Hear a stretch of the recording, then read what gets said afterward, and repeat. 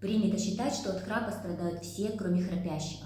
Однако нередко за этим шумным симптомом скрывается серьезная проблема – синдром обструктивного апноэ сна.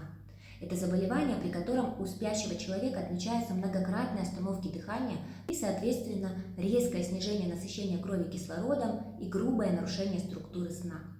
К большому сожалению, сам храпящий не ведает о том, что происходит с ним, пока он спит.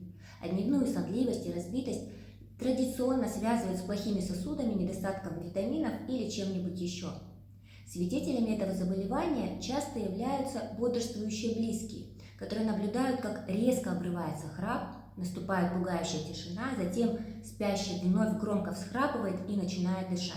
За ночь может отмечаться до сотен таких остановок дыхания. Поэтому фраза «богатырский храп» не имеет ничего общего со здоровым сном. Крепких вам снов!